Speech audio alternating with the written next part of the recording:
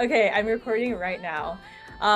This presentation should also have captions available. Let me turn them on really quick for folks.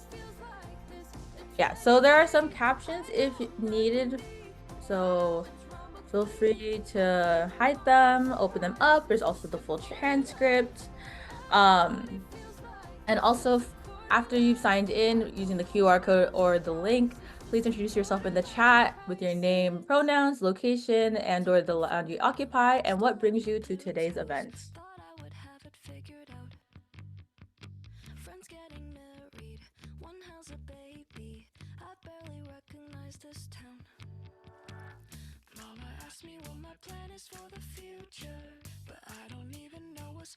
All right. And then Jasmine, did you want the music on while I'm still introducing, or would you like it off? What do you prefer? That's your call. Can you still hear me when I'm talking over the music, or is it kind of like iffy? I can. I don't know about other people. Hmm. I'll pause it for now. I'll pause it for now. Okay. All right. So to get us started, I'm going to be introducing the host organization for today's event. So, hello everybody. My name is Amber, she, her pronouns. I currently live in Paris, California on Kauai and Luswenya lands, and I am part of the AAPI Mental Health Resource Center based in Riverside County, in California, if folks aren't from California.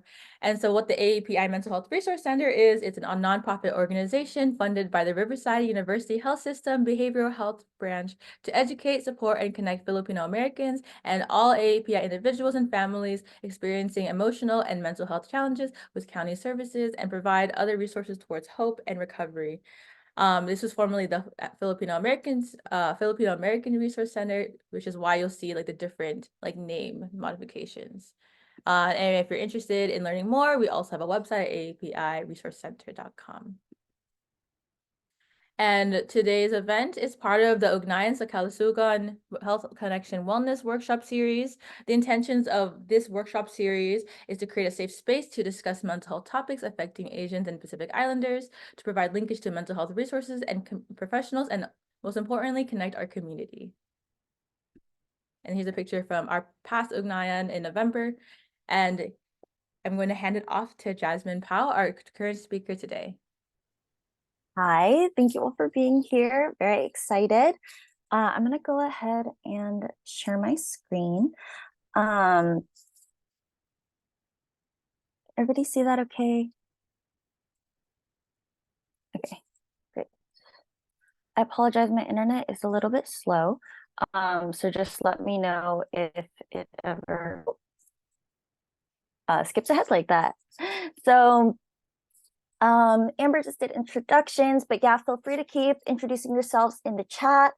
I really love engagement, especially with like a Zoom workshop like this. So feel free to do the Zoom reactions, put your feelings in the chat. If you agree, feel free to pop that in there. I love seeing that because this really is a communal space. This isn't just me yapping at you for an hour and a half, but really an opportunity for us to all talk together, share, and really connect over these things. So we're going to be talking about a bunch of different things today, talking about the quarter life crisis, about what it means to be a young adult in this current world, especially as there is all of this chaos and turmoil, how being an Asian American can be especially impacted, and trying to figure out how you belong, how to make sense of this world. And we're going to be talking about ways to navigate that together.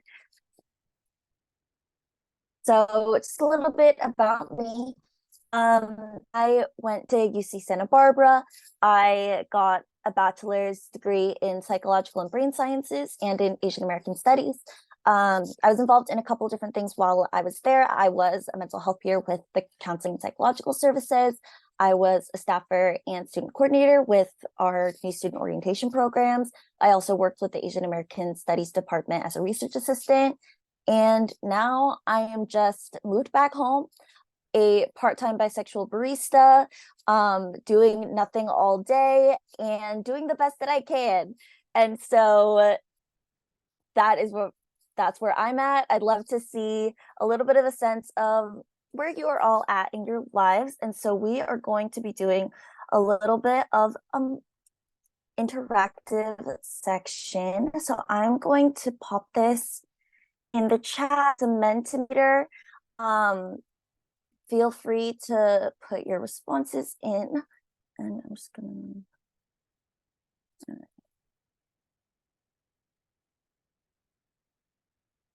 At my work, I did an informal poll. This I wasn't able to get statistically significant results because it was a small sample size, but I found that there is a high correlation between bisexuality and baristas. And that's just a fact. So go ahead. I am going to share this.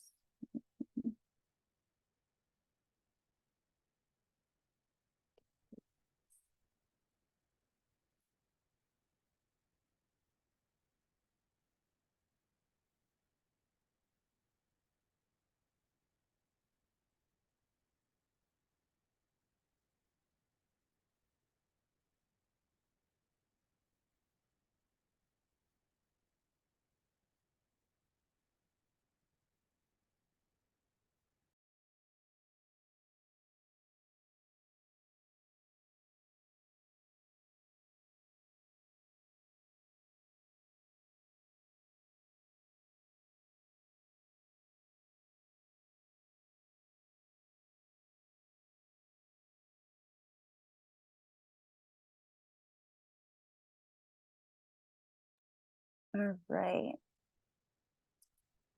Here I'm seeing some of the biggest sources of stress: mental health, failed self-expectations, finance, capitalism that is so real, work, family, the depression that is so real, career, relationships, money, living at home, those are big ones. New motherhood, unsure of purpose. I definitely relate to that, especially coming out like a year out of graduating from college, definitely feeling very lost. And the state of the world. Oh, this is the perfect workshop for you. Let's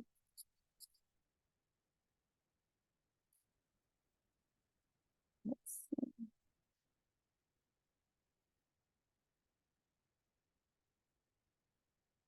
What emotions do you feel thinking about the future? Uncertainty, dread, hope is big, optimistic nihilism, fear, stress, anxiety, worry, feeling behind. Absolutely.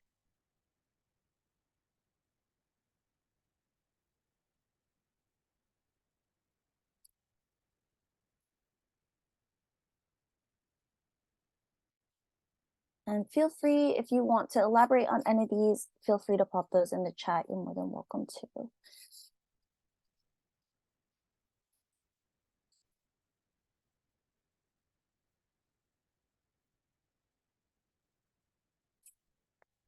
All right, we're gonna go ahead and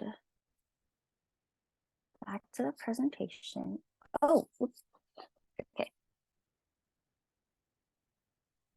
Some of the things that are coming up. What's it feel like being in your 20s and 30s? Stressful and confusing, but also hopeful, full of possibility, overwhelmed 24/7. Awesome. I love seeing the variety of responses. And I think that's a huge thing with this period of our lives. Personally, I'm 23 and just feeling very much that young adulthood has been hitting like a truck. And these are things that a lot of people are experiencing, of seeing that many people are in these very vastly different stages of their lives.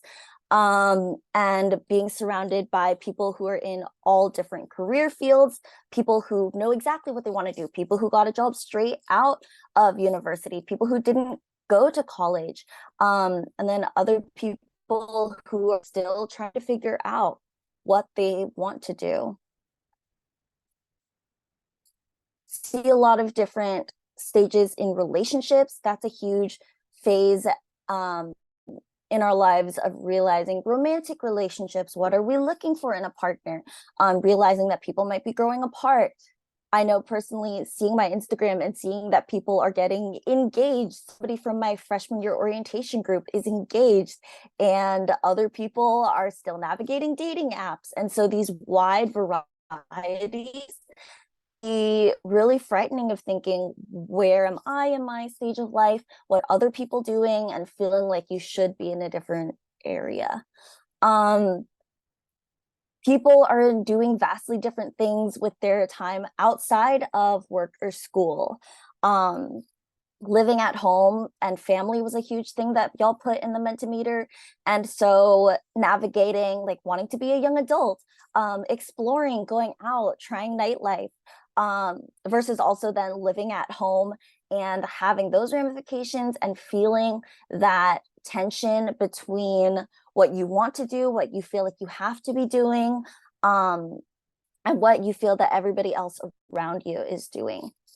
And so these are some of the huge things that pop up in young adulthood, like we were talking about. Feel free to keep popping that in the chat or in the Mentimeter.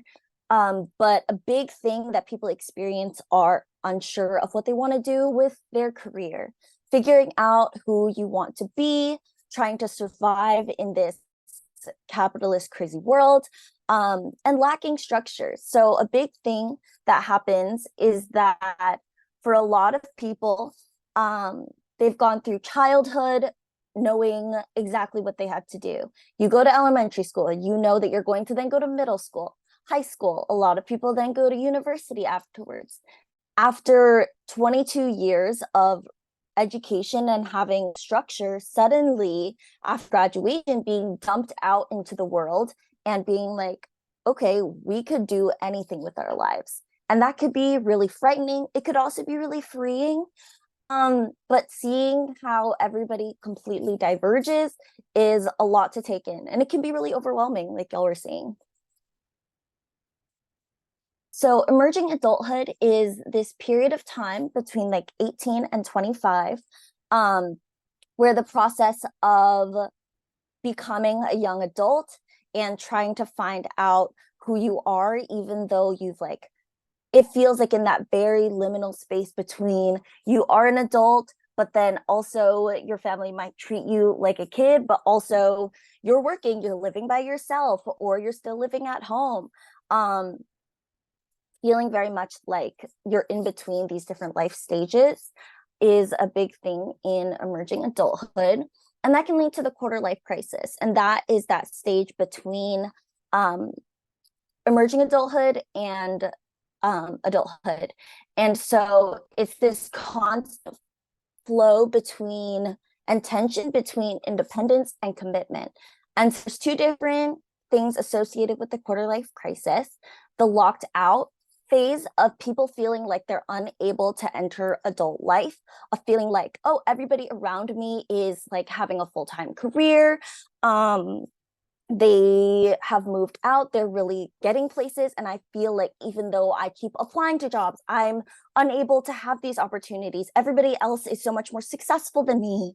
Lots of different comparisons, and feeling like you want to be moving forward and doing all these different things, and not feeling like you have those opportunities, resources, or structure to be able to do that. And that's typically felt within like the 21 to 25-year-old range. Whereas locked in form is typically felt between the 25 to 35-year-old range, where people feel trapped in their adult roles. And so this is when they've already sort of made a commitment towards going to a career, have made significant steps, and are settled in a routine, but feel that that is no longer what they want to do, feeling like they've already made these choices, but now are feeling like it's not the right ones, and wondering how they can make those changes and explore new things, while feeling like they've already committed and are kind of stuck in this position that they've felt themselves in. So I really wanted to open it up and see, do people resonate with this? Feel free to put it in the chat, or you can unmute yourselves. Love to hear people's perspectives on this. Oh yeah, I see that somebody's, Abigail has said that we're taught that life is linear, but it doesn't feel like it is. Absolutely. It really feels like everybody is on a path, and straying off of it feels like you're doing something wrong, or there's other ways that you should be doing. But really, there is no one correct way to go through. Everybody is in their own lane. There's no one right way to be successful. A big thing that I think our generation has felt is that 30 is old. The idea of being in your 20s, of that's being the time that you explore, that's when you start getting everything ready so that you're settled in by the time that you get older. But 30 is not old. We are young, we are allowed to make mistakes. This is the time to absolutely try new things. We have so much more of our lives ahead of us, and it can feel like we're already meant to be adults and meant to have these big careers and know exactly what we're doing. But really, we have so much time to explore. Do not let yourself feel trapped by thinking that there's things that you need to be doing, things that other people are doing, that because you're not doing it, you are not successful, you are not valid in this world. And I really want to set the record straight that a lot of us are feeling lost, right? We could see that. A lot of us are feeling like we don't really know what we're doing, that there's a lot of tension and stressors. And you are allowed to be real, to be a real human being, and try things and make mistakes. That's what Hannah Montana taught us. And that's really something that I want, if you take something away from this, I really do want you to remember that there is no one right way to get through this world. Yeah, 30s are the new 20s. I love that. Especially as life expectancy increases. We really do have so much time. Right.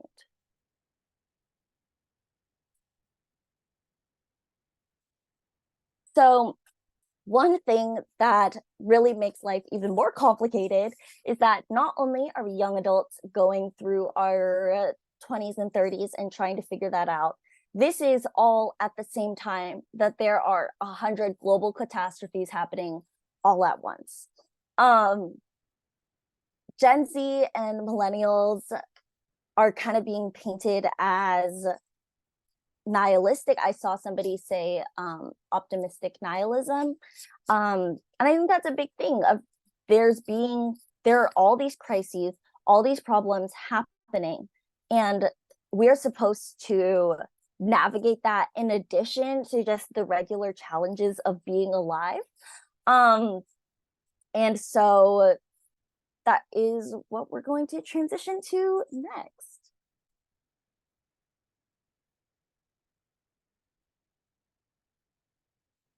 Gen Z, there have been studies shown that the anxious generation most mentally ill. There was a study done by the American Psychological Association, that I can put that in the chat, that's showing that now more than ever, especially after the pandemic, stress levels have increased. Many people are mentally ill and feeling like they don't have a future. And that makes total sense considering all of the things that have happened during our lifetimes. The economy, the environment, human rights, politics, and violence. We have been witnessing all of these huge life and global events all during our short lifetimes. And this has huge impacts on us, especially as we notice that through a lot of these, we're seeing that the institutions that are supposedly supposed to be helping us are really not. We're seeing that the systems that we're supposed to be believing in have failed time and again. A lot of us were young, kids or teenagers during the Great Recession, and that was a huge turning point in our society of people realizing, oh, the government does not care about us. The government is going to support the banks and executives rather than the people. And now more than ever, we continue to see those patterns. And so it can be really difficult to think about a future, to think about how you exist in this world when the things that are supposed to be your safety nets, the things that are supposed to be there for you, have very clearly shown that they are on the sides of corporations and not on the sides of the people. And so this has given a lot of us trust issues with our government, but also feeling like there is this overwhelming pressure for all of us as individuals to be doing something about it. The climate is changing, the world is on fire, and it's because of us, because we're not recycling enough. The world is in a state of disarray, with the courts and all of these political changes, and that's because we aren't voting the right way. And so a lot of this blame has been placed on us as individuals when really there are much larger things at play. And it can be really draining and exhausting to keep thinking that our voices, that our individual power is not enough to stop all of these awful things that are happening in the world. Kristen Ghodsee wrote a book called Everyday Utopia, and this quote of hers I really like, because it's talking about something that I think a lot of us feel, is that the world around us is spinning out of control, and there's very little that any individual person or even small groups of people or social movements can do to change things for the better, of people struggling between being apathetic or being overwhelmed by the sense of depression, anxiety, and hopelessness seeing the world. Just wanted to do a check-in. Does this resonate with people? Are there other emotions that you feel thinking about the future? Thinking about the future can be really difficult when you don't even know what the world is going to look like in 10 years. Are we going to go to war? Is the world going to be on fire? Are we even going to be alive for another 10 years? How do you plan for retirement when you're not sure if this country is going to even exist by the time that you turn 50, 60?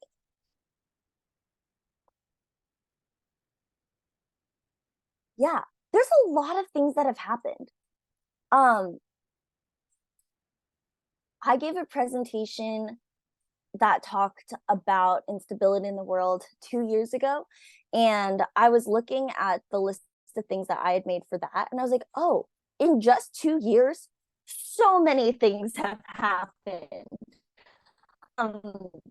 It's unfathomable to think that every week, every month, every year, these insane things happen, and we are constantly surrounded by it.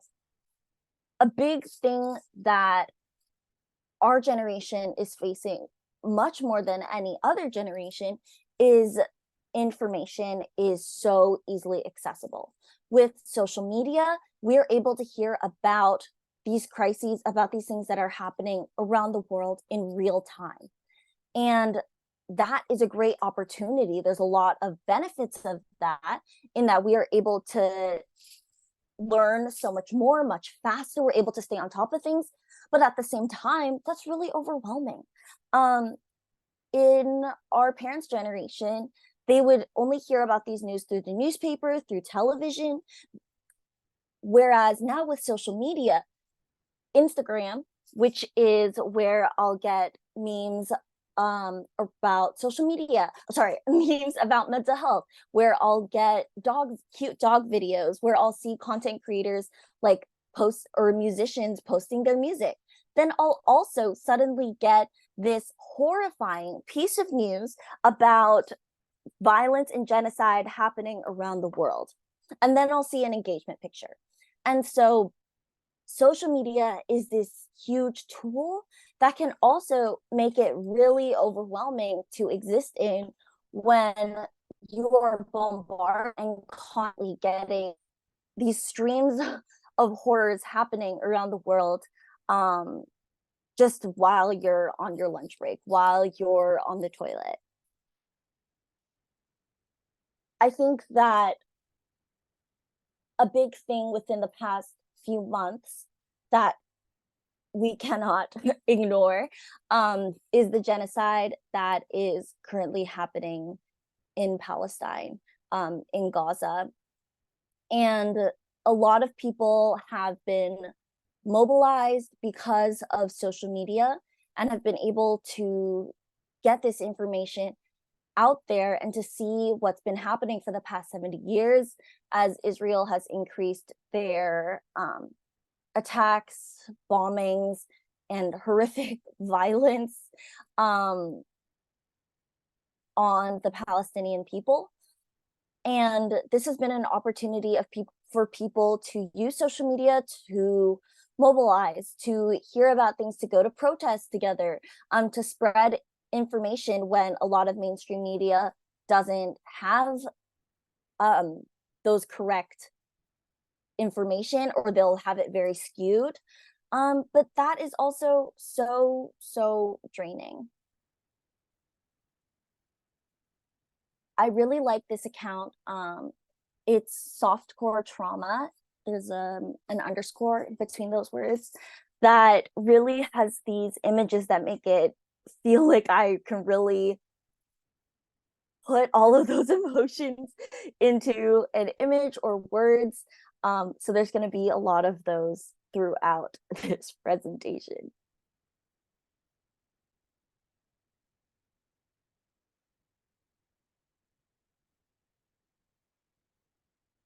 Emotional burnout and numbness is a completely normal reaction to witnessing genocide and unimaginable violence. You are not the only one feeling grief, rage, and helplessness at this situation, at the state of the world. And I really want to take this time to, we'll just take like a couple minutes and sit with these feelings.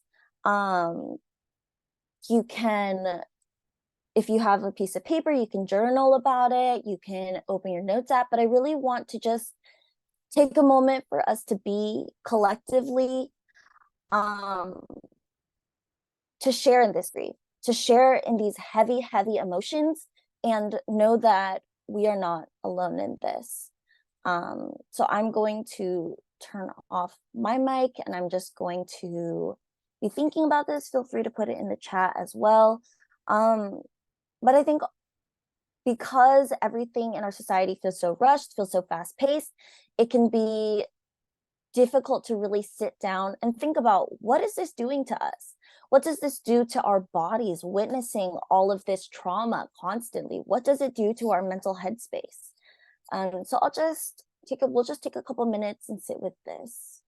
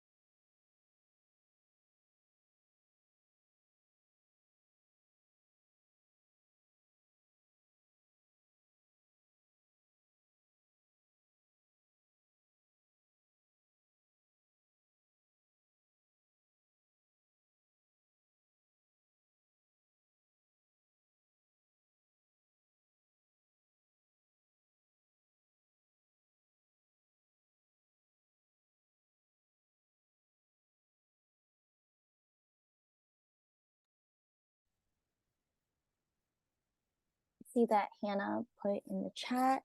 Wondering how do folks avoid feeling paralyzed into inaction or apathy? What are some of the things y'all do to address emotional burnout? Trying to figure out healthy coping tools for myself too. And Hannah, I am absolutely in that same boat with you. There's a quote that I really, really love. Let this radicalize you rather than lead you to despair by Miriam Kaba. And that is from the book, Let This Radicalize You. And it can be really difficult.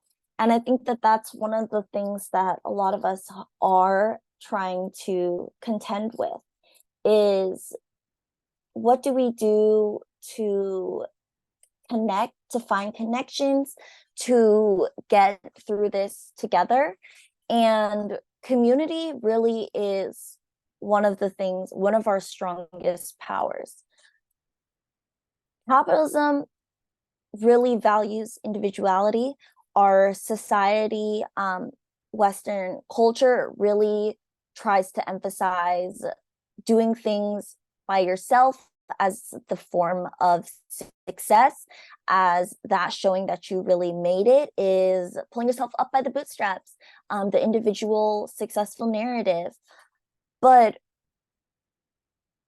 that is a tool to put people down. That's a tool that the ruling class uses to say that you as an individual are not able to stand up to these huge systems. And that mindset of us being powerless is really paralyzing, like Hannah was saying. Which is why what is one of our greatest strengths is coming together in community rather than letting this overwhelm each of us individually, by being able to come together, talk about it together, grieve together, heal together. It's an opportunity for us to regroup, solidify bonds, and get through all of this together by organizing and getting involved with community organizations that are focused on creating small change on a grassroots level. That's the way that we're able to fight back against this individualist culture of that really makes us feel like we are powerless.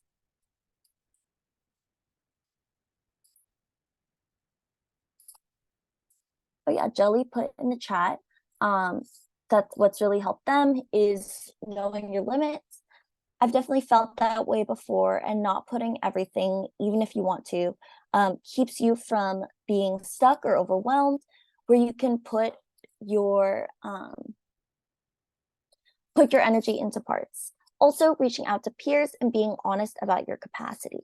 I feel like we feel shame for not doing enough, when in reality, bringing it in together is a testimony for doing something. I really love that. Thank you so much for sharing, Jelly. Absolutely.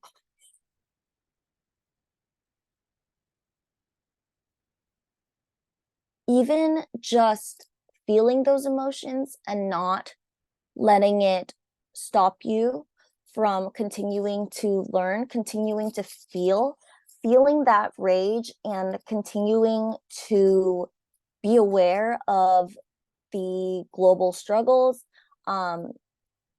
Palestine, Lebanon, Congo, Sudan, and now Yemen. Even just letting ourselves feel that rage and grief is a form of power.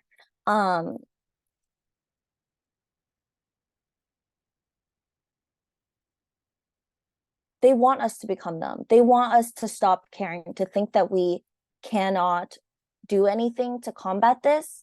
But each of us have power. We all have opportunities. And by continuing to feel and letting yourself feel these hard emotions and getting through it together, that is a huge form of strength and resistance in this world.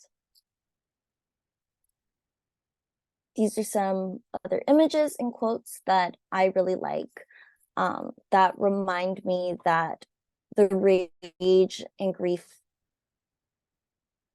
is a form that we still care. And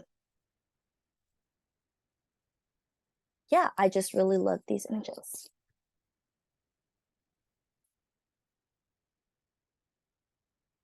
It can be really difficult navigating social media. One thing to avoid burnout is that if you know that this constant stream of information, like doom scrolling, can really put you into a headspace where you're unable to like continue going and be a human being, you can set limits. That does not make you any less of an activist. It doesn't mean that you care any less about your community, but setting boundaries with yourself and with social media can be a huge, huge factor in getting through each day. That by setting limits on your social media apps, letting your friends and family know if you're trying to cut down, and so that they don't have expectations that you might be responding to things, by protecting yourself. There's a lot of awful comments and accounts on social media that can feed negativity. And although it can be nice to feel that anger and feel like you are like commenting back on these people who are maybe ignorant or purposely biased, if that is draining you, block them. You don't feel like you need to be fighting different fights if people are not going to change their minds. Thinking about notifications, maybe turning notifications off for apps, putting it on your do not disturb, making it so that you have like quiet hours where you don't get social media. These can all be ways to really help create those boundaries and protect your peace. Okay, I'm just gonna go ahead and read through the chat before we move on to our next section. Amber says that rage and grief equal care. Absolutely. Charles says, I feel like for me, being productive and putting yourself out there, even though it may be tough. Being stagnant and doing nothing is unproductive. Try exercising, releases endorphins, make you happy. Unplugging from constant technology and really putting yourself out there outside of the room. I think that that's great. Definitely connecting with nature and recognizing that there's a whole world out there. Sometimes I can feel really trapped and I'll be like, especially now that it's winter, I won't want to leave my room. But then going outside reminds me, oh yeah, there's a whole world out there. There's so much in the world that is more than just our little screen. Abigail says, yes, feeling the emotions is difficult, but it's important. So just looking into somatic workouts and practices, and put some great resources in there. So definitely check those out. Our bodies have a huge impact on our mental health. That connection is so real. And so by recognizing how those feelings might manifest in your body, whether that could be like tension in your shoulders or having headaches, by calming our bodies, we can then also help protect against those stressors. So thank you everybody for sharing and interacting in the chat. Going to be moving on to our next section, just talking about cultural factors that can impact young adulthood. And so while I'll be talking about the Asian American community specifically, this is also very common in lots of other ethnic groups, and immigrant groups in the United States. So let's get into it.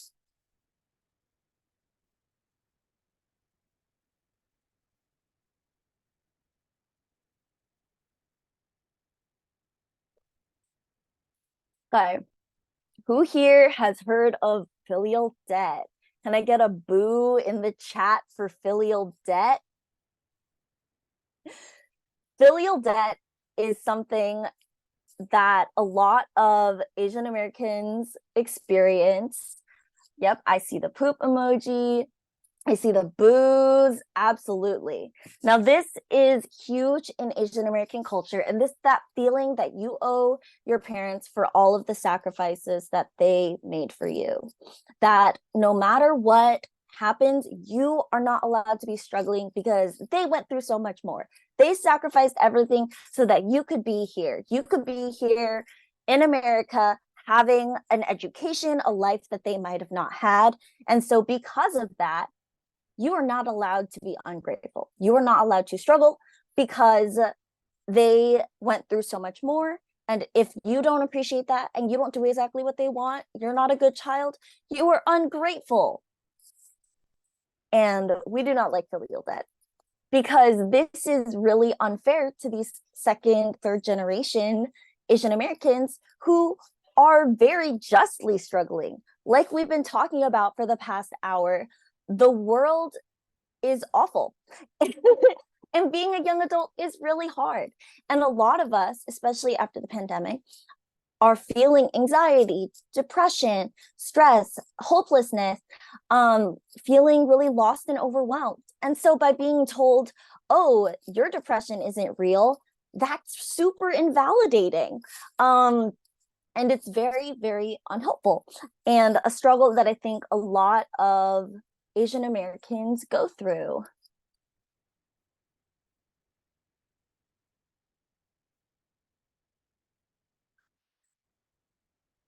Even worse, that there's a lot of stigma around mental health in the Asian American community.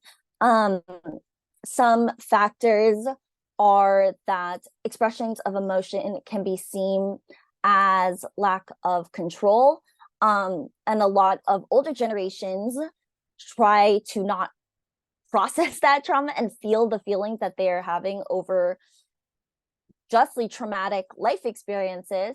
But that can lead to then younger generations not feeling that they are allowed to have difficult emotions. Poor mental health can sometimes be seen as a reflection of poor parenting, and the idea of a kid struggling with mental health can then cause the family to feel like they are losing face within their own community. And there's a lot of shame, especially when you combine religion into that. Mental health stigma is huge in this country, but especially in our communities. And it can just compound and make our mental health struggle journeys even worse when we are then shamed for going through these things in the first place.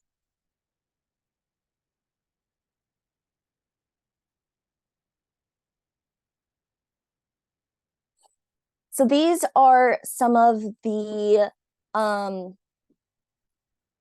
these are some potential things that people might have heard or have thought to themselves in regards to filial debt. Feel free to put in the chat things that you've also heard or felt.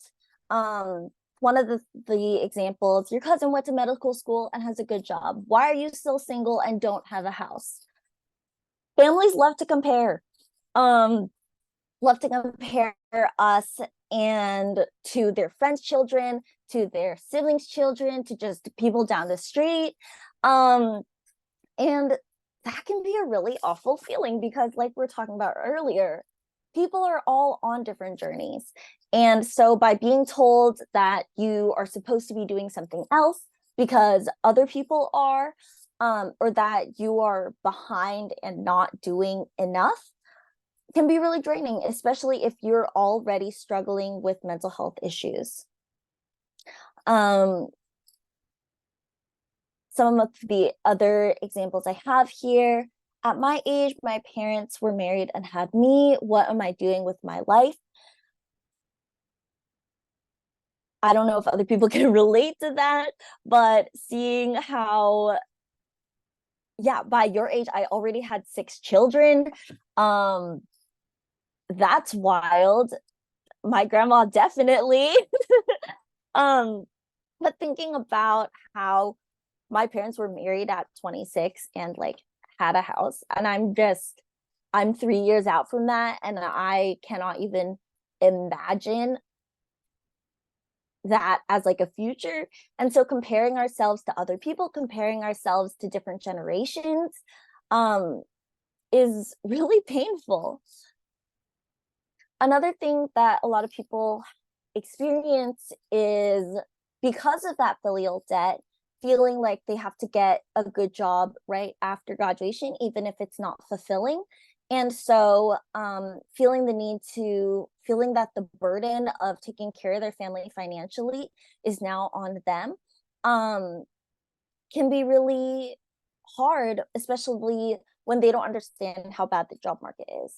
It's so difficult to find a job that actually pays well, and supports their employees. And so by being told that, oh, you got a university degree, you should be able to just get a job, like you're just being lazy, um, that's really invalidating and an awful thing to experience from your own family. And so I think that being told, oh yeah, or being too picky about a job, um, that's a thing that so many people experience, but they feel that they are forced to take these jobs that don't support them and drain them, um, just because their families are telling them that they're supposed to be doing something else.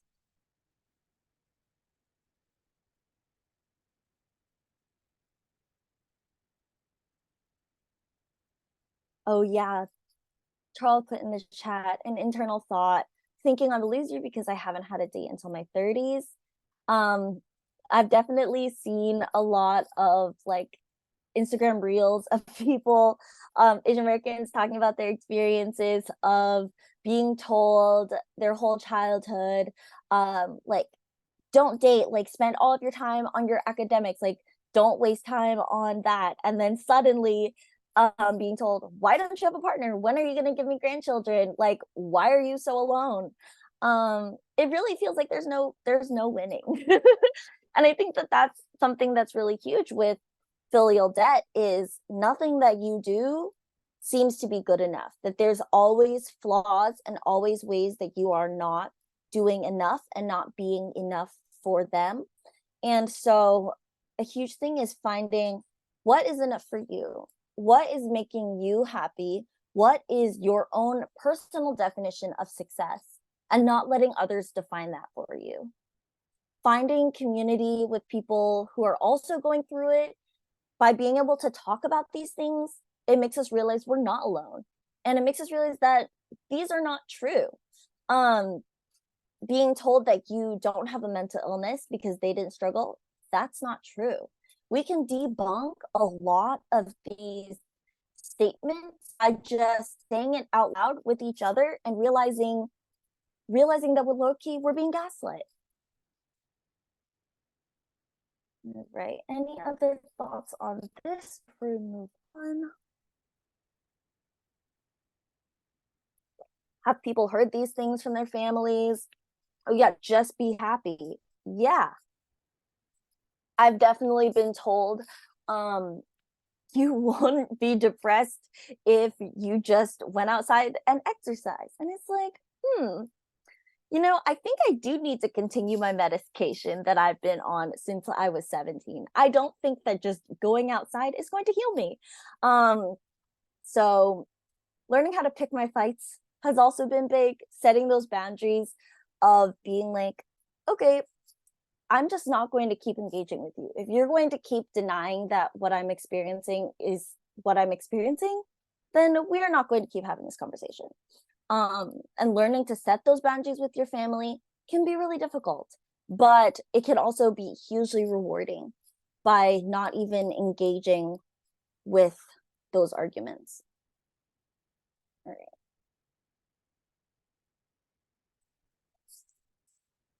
We'll check our timing. Okay. To give us some time, I'll probably cut through this more, but the movie Encanto, the Disney movie from a couple years ago, I feel like does an amazing job of family relationships, and the different siblings. Isabella is feeling like she has to be perfect, that she's not allowed to be anything other than what they want and expect from her.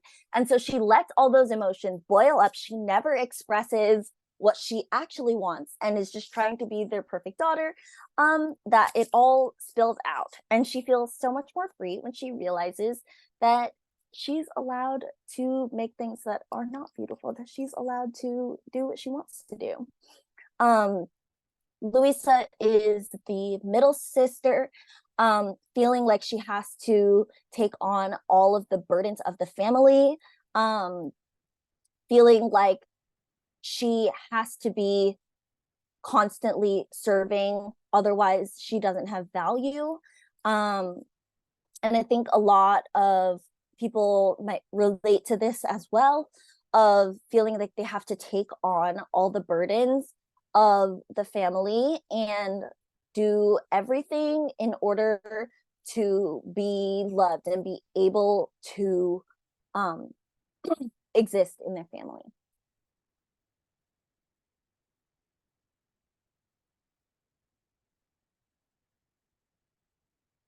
So just another little validation slide. Your feelings and struggles are valid regardless of what your family or community members might say.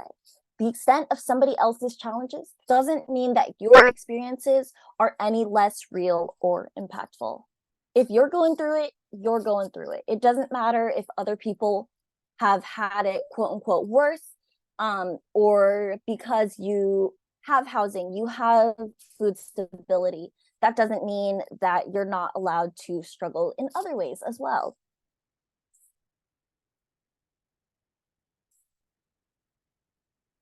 So here are some tips, coping strategies. Try to avoid comparing yourself to others. Things like thinking on toxic positivity, of thinking that, oh, it could be worse. At least you have a house, at least you have a job, even if your employer doesn't treat you well. Holding yourself to previous standards, using things like should or shouldn't statements, thinking like, oh, I should be doing something else. There's other things that other people expect of me. I used to be able to do so much more and now I'm not able to. These are things that can be really draining, and this negative self-talk is really, really unhelpful. And it can take a lot of work to get through these and to stop thinking in these ways, especially if we've been thinking like this and it's being told to us externally as well. Instead, implementing self-compassion. So that is extending the same compassion and empathy to yourself that you do to others, such as family and friends, when you fail, suffer, or feel inadequate. Something that really helps when I'm thinking negatively about myself is thinking, would I say that same thing to a friend? For example, submitting a job application and being like, oh, they're definitely not going to choose me. I'm inexperienced. I would not be worthwhile on their team. Of thinking, if my friend submitted an application, would I tell them that? If they got rejected from a job, would I say, oh, that's because you're not good enough? Absolutely not. And so why are we treating ourselves so much worse and to holding ourselves to a higher standard when the people that we love, we would never treat like that and we would never believe those things? A huge thing, especially in emerging adulthood, is celebrating small victories. Be proud of yourself for the things that you've done, even if it's small. So being like, oh, I got out of bed only spending 30 minutes on my phone, where normally I spend an hour. That's exciting. Celebrate your little wins. You went for a walk today when you normally just sit inside. That's great. Not all success has to be measured in huge increments. Give yourself grace, give yourself compassion for what you're able to do in the moment, even if it's different from what you used to be able to do in the past. Finally, connection. Reaching out to your support systems is so huge. And like we were talking about earlier, that's having connections is one of the hugest protective factors against mental health, against mental illness. That has been shown time and time again in studies. And so by staying connected rather than isolating ourselves, we're able to become stronger and have happier lives.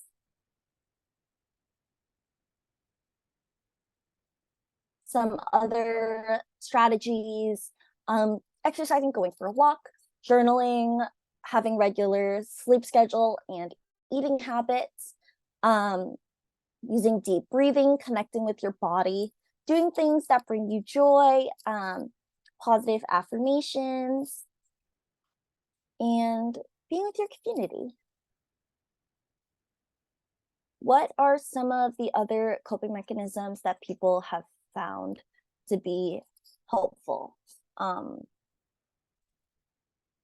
Because to me, really, the thing that gets me through each day that matters to me the most are my friends and family, the people who support me, the people who love me. They make me realize that it's worth it. It's worth it to live in this world if I get to spend just one more day with my community. What are some things that help you get through each day, help you cope with the world that we're in? I'd love to hear.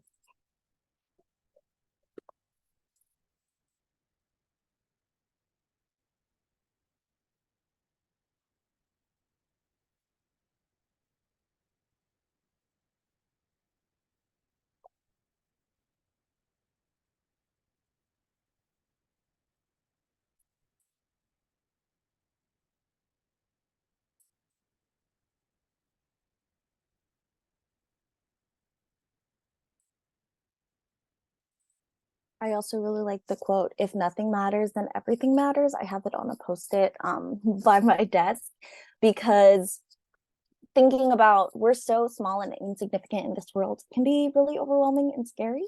But then thinking, oh, if we're small and I don't matter, then everything matters. Then I can find meaning in everything in my life, because even if I make a mistake, that's okay. I'm going to enjoy the time that I have with the people that I love, and that's enough. Yeah, Michelle says hug her puppies. Um, they're so in the moment and remind me to do the same. Absolutely. Seeing the joy that animals and children find before they get jaded with life is, I always forget that people are able to just feel positive emotions without the cynical criticisms that a lot of us experience.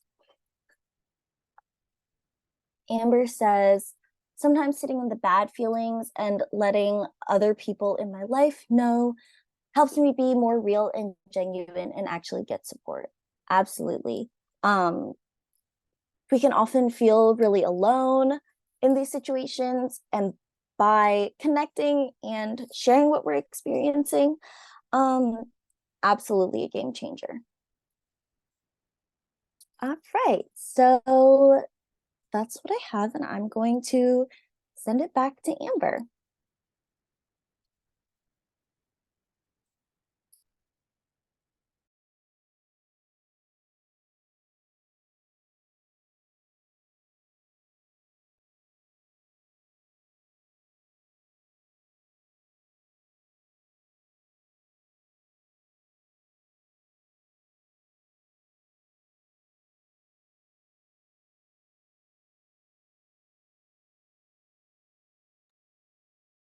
And Hannah said, art and stories and imagination and hope.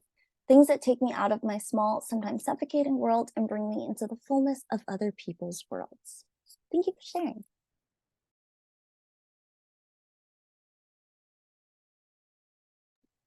Oh my gosh, I was muted this entire time. I was like, Jasmine, I'm reading Hannah's comment right now. But that is on me. Anyways, thank you everybody. Yeah, I was trying to say I thought I was unmuted the entire time. Everybody in the chat, let's say thank you to Jasmine for her wonderful presentation and workshop. Um, and as you can see, I'm going to be dropping the feedback form that we have as part of our program. But before I do that, I'm going to ask if folks feel comfortable. We're gonna take like a little screenshot group photo of like the Zoom meeting. If you don't feel comfortable, you can just have your camera off. I'm gonna take a screenshot group photo. I'll also be sending it to everybody, and it's also for like our records in our organization. So if you feel comfortable, feel free to like turn on your camera. If you don't feel comfortable, that is okay. I will be taking a photo of everybody here just to like commemorate everybody being in this space together. And after taking the photo, I'll be sending in the feedback form to everybody. And while everybody fills out the feedback form, I'll be sharing the community resources related to mental health and also a contact spreadsheet. So I'm seeing folks want to connect. Oh, folks, oh my God, there's cats and dogs in this room. Okay. But yeah, so I'll be doing the group photo and then I'll be sharing the satisfaction survey with everybody. And while you're filling that out, I will be going over different resources. So I'm giving everybody time if they decide to turn off your camera, and I will be taking the photo and I will be counting down. I'll give you let's say 10 seconds. 10, 9, 8, 7, 6, 5, 4, 3, 2, 1. Okay, I'll be taking the photo now. Ready? Can you see 3, us, 2, Amber? 1, smile. Can you see us, Amber? Yeah, I can see you. You All see all right. three of us? Yeah, I can see you. Thank you. All Thank right, you. so We now can I'm gonna see you. continue with the rest of my little outro. Let me share screen. Thank you, everybody. I will send out the photo with folks, and if we do have like the photo shared publicly, I will like make sure like your names are like blocked out. No They know we worries. see ourselves too. And so I'm gonna be sharing the rest of this presentation. Oh, and I forgot, I'm gonna be sharing the link. Oh, this is not the link here. Hold on. So here I'm gonna in the chat, but also on this slide there is a QR code to our survey. So let's see, is this link working? tinyurl.com/RC survey, and I'm gonna also just copy the link again. So while I go over these community resources, please do fill out our satisfaction survey. So I put in the hyperlink in the chat. And when it asks for presenter name, put Jasmine Powell. All right.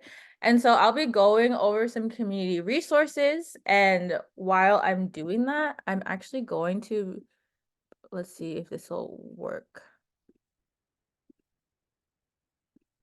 I have created these documents so that folks can share their own resources as well. Let me see if this is gonna work. Okay.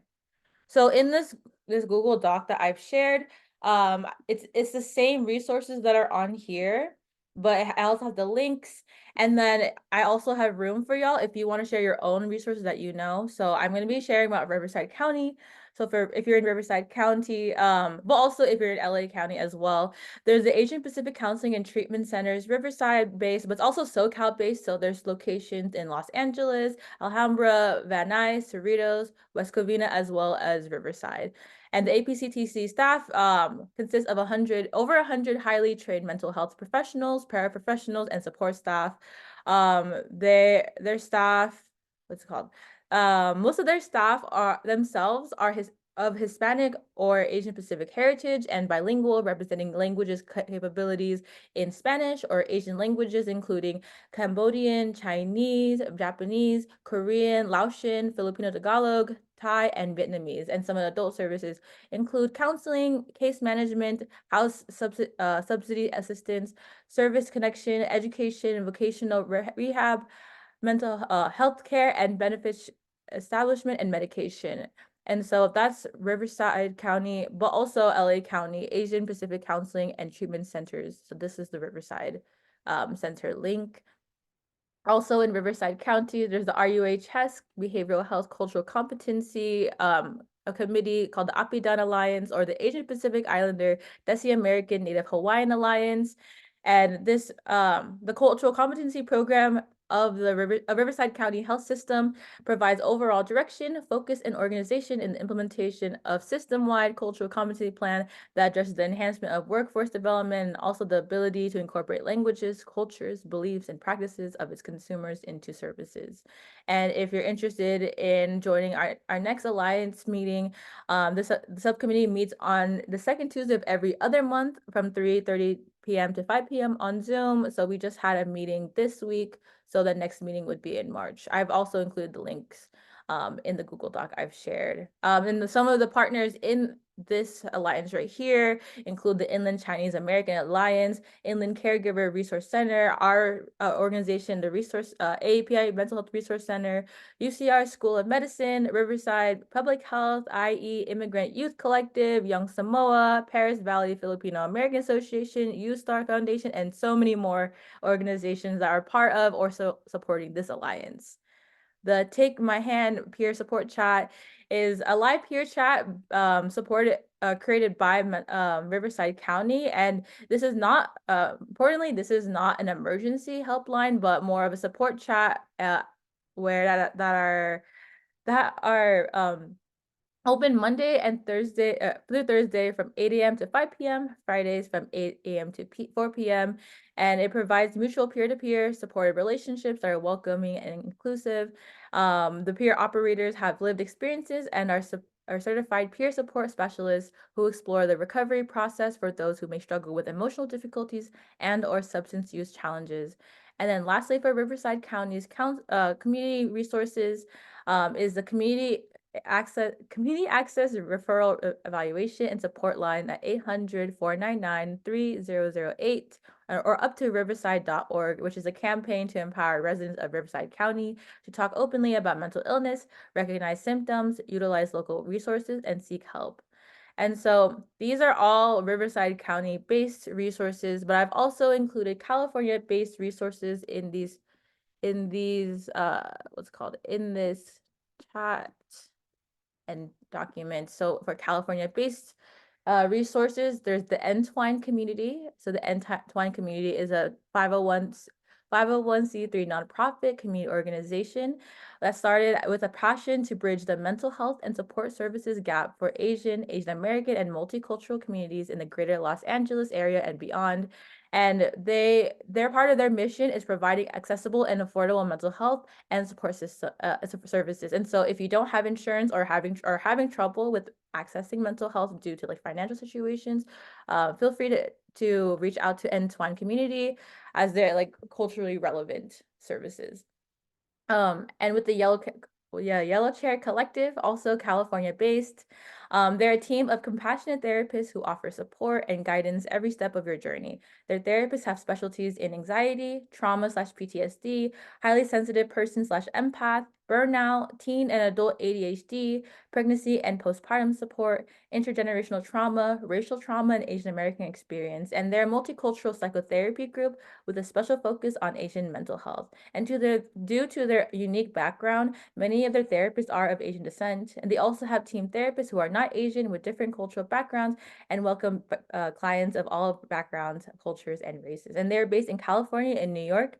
And their virtual support groups include Adult Children of Emotionally Immature Parents Support Group, Asian American Emotional Management Coaching Group, which is 18 plus, and more. And so Yellow Chair is also, like I said, is California and New York based. Entwine is California based. And for nationwide resources, there's the National Asian American Pacific Islander Mental Health Association, or the NAAPIMHA, which is a nonprofit organization whose mission is to promote and redefine the mental health and well-being of the Asian American, Native Hawaiian, and Pacific Islander individuals and communities in the U.S. through training, programs, policy, and advocacy, centering those with lived experience. And with the there's also the Asian Mental Health Project, which provides educational resources and community care initiatives that help make mental health care more accessible and approachable for the Pan-Asian community. They also create multimedia resources, host community events, and provide mental health assistance grants. And so some of their programs include Queer Asian Mental Health Club, Proud Asian Men, Asian Women and Femmes Wellness Group, Asian Adoptee Empowerment Circle, and they also have grants that are or they also have low income mental health grants every year to applicants in need. And so some of these organizations that I'm sharing with you today also help with the access to mental health care.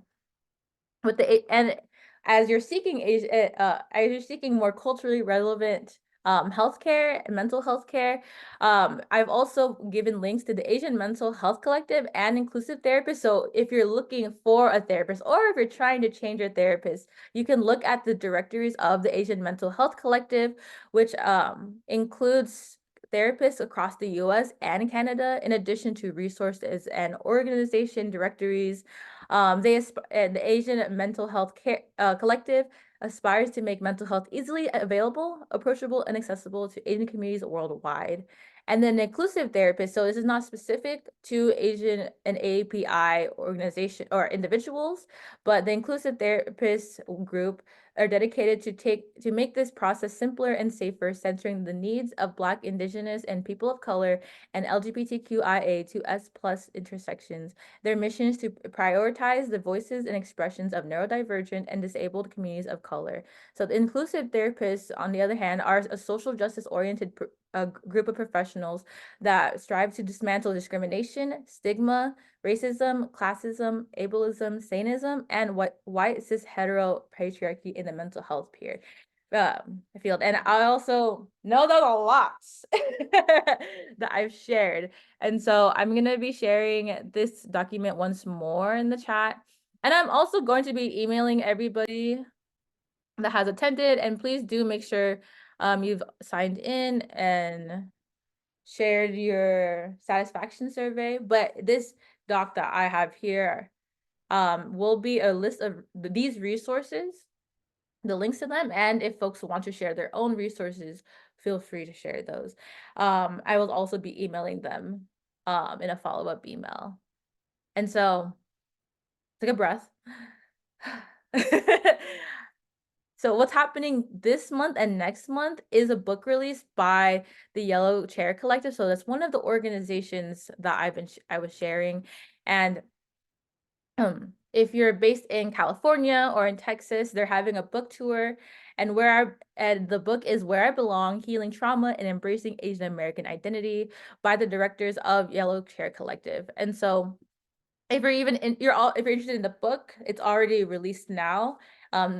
I think I will be sharing the link when I share the slides, but their tour is happening now. So they already had one in Long Beach. The next one will be January 23rd in San Diego, 27th in Pasadena, February 10th in SF, February 24th in Texas, and 28th in Houston, Texas.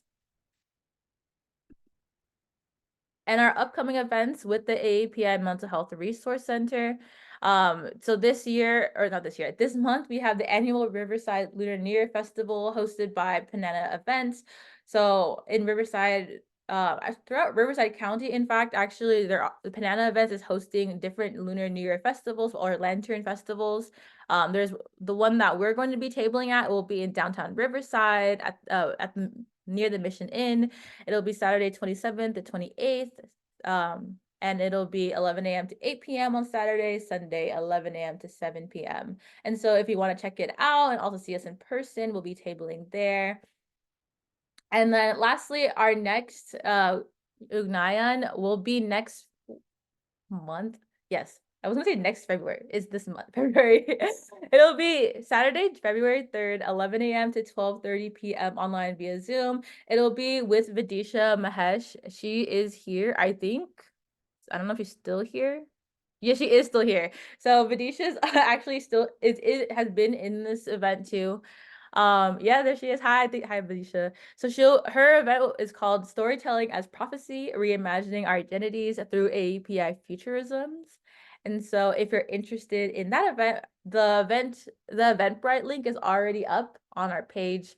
And if you'd like to stay connected with us at the Resource Center, follow us on Facebook, follow us on Instagram here. We also have our email and our website, but I also created this events contacts doc right here. If you were looking at the resources doc, I also created a networking doc.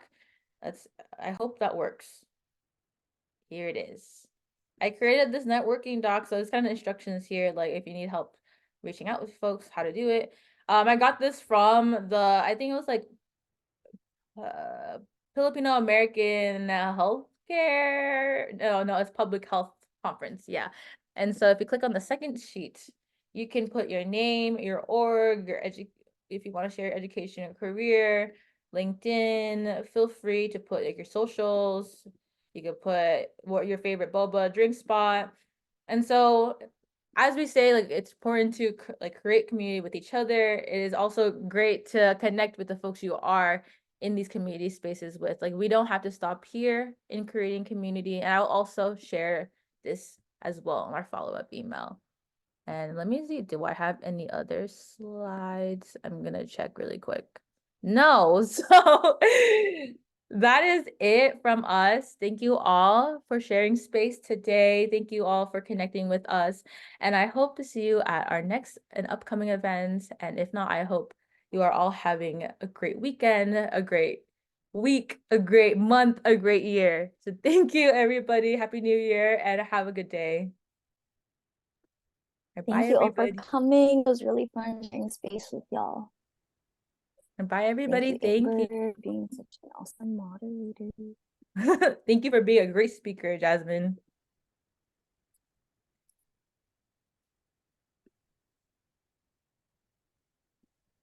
Cute, cute. Yay.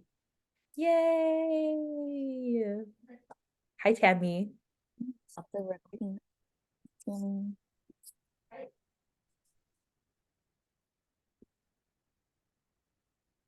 Tammy.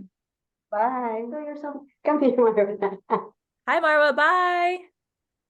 Thank you very much. Mhm. Thank you. Okay. See you later. Right in the back. I'm gonna put everyone in the waiting room if they don't leave. And stop the recording. Oh, forgot.